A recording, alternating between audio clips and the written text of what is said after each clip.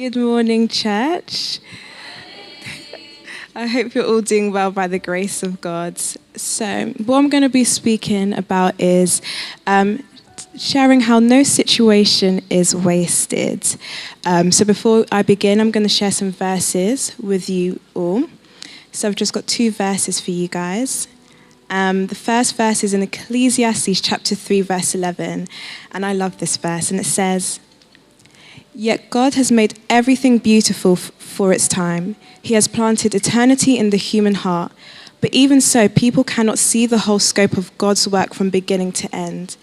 So that was Ecclesiastes 3:11. And the second verse is Romans 8:28, which says, "For we know that God causes everything to work together for the good of those who love God and are called according to his purpose for them." So with this title, No Situation is Wasted, when I was just like going through this week, I was just like, God, what do you want me to say? And I think for me, this week, just entering a new month, I think it's so easy to come out of January. All of us are ready to start 2024 with our goals and our visions. And and I feel like you get through the month and you realize, oh my gosh, these attacks have been hard. And, the enemy has been trying. And that can serve as a way, for us to be discouraged.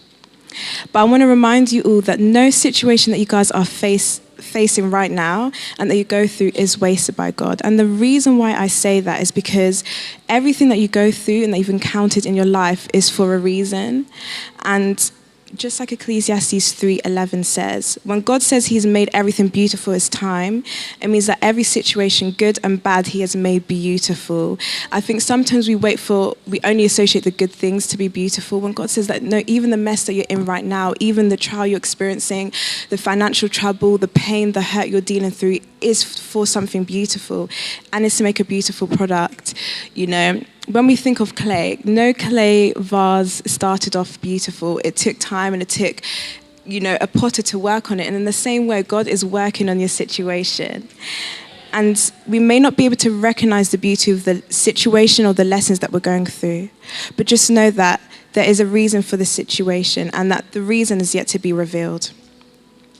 And I love the last bit of Ecclesiastes 3:11 where it says, "For people cannot see the whole scope of God's work from beginning to end." We have a very narrow view of what God is doing in our life, that we can't always see the full picture or the full puzzle that God is doing. Like, we only see the pieces and a glimpse of what he's doing. But just know that he is making a beautiful puzzle and masterpiece of your life.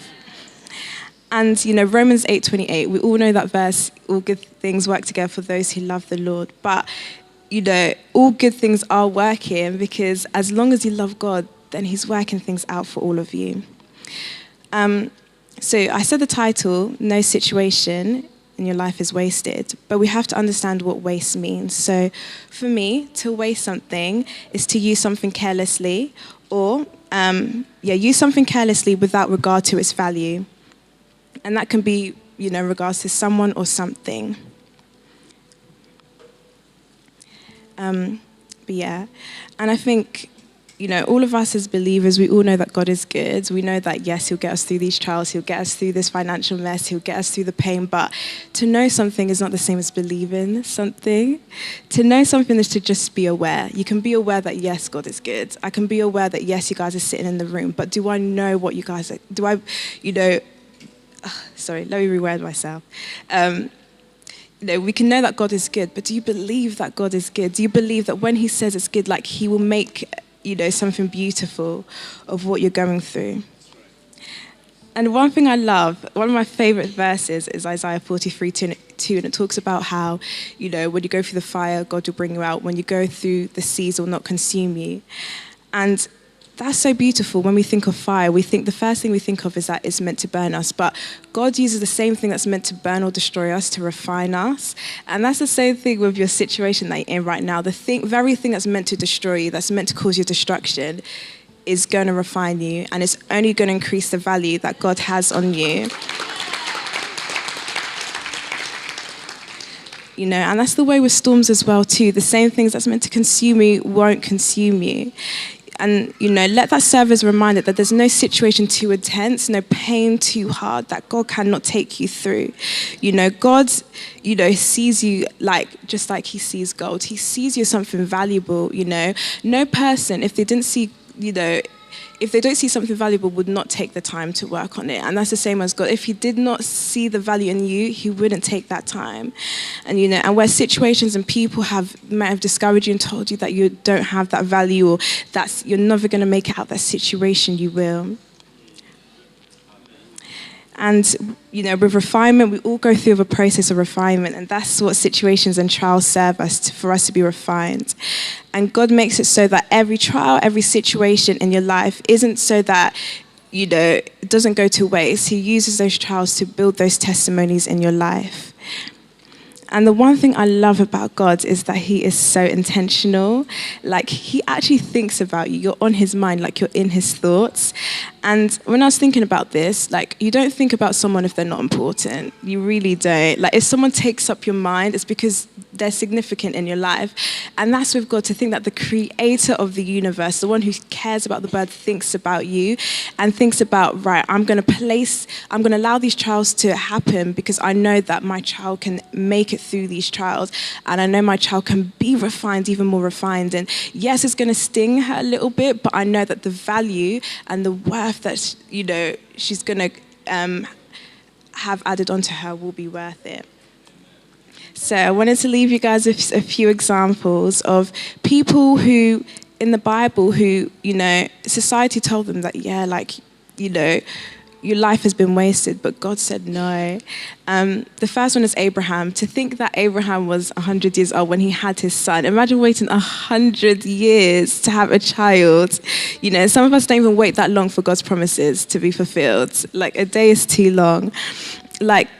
Society might have told him, you've wasted your life waiting on a promise that will not be fulfilled, to the point that even his own wife, Sarah, laughed when people told her you're going to have a son. She didn't believe that either. She must have thought, I've wasted 90 years of my life. There's nothing going for me, And when society and things might have dismissed you and told you, you've wasted time waiting on God, Abraham didn't allow that to, feed his thoughts. He knew that I'm not wasting time praying on this. I'm not wasting time waiting on God, But instead, I'm allowing God to take his time to be glorified through me in this situation.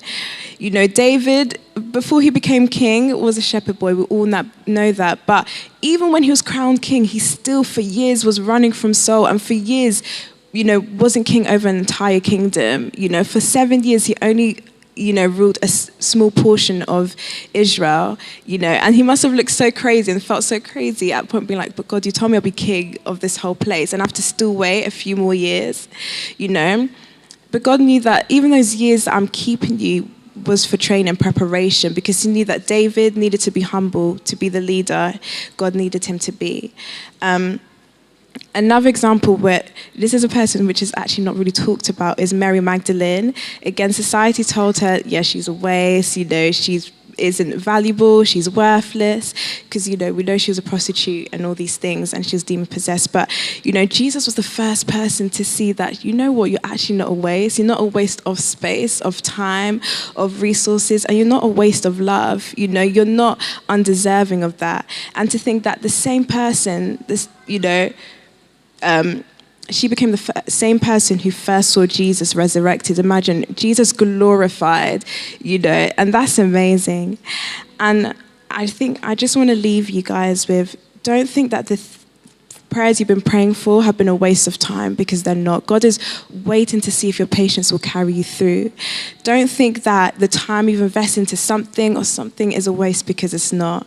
And even the situations, don't think this is a waste of my time, because God is refining you in the process. He's an amazing father. He's a good father. And he wants you to know that your past has not been a waste. Your current situations and trials are not a waste, that he's waiting for you to overcome that. But in the meantime, he wants you to patiently wait on him.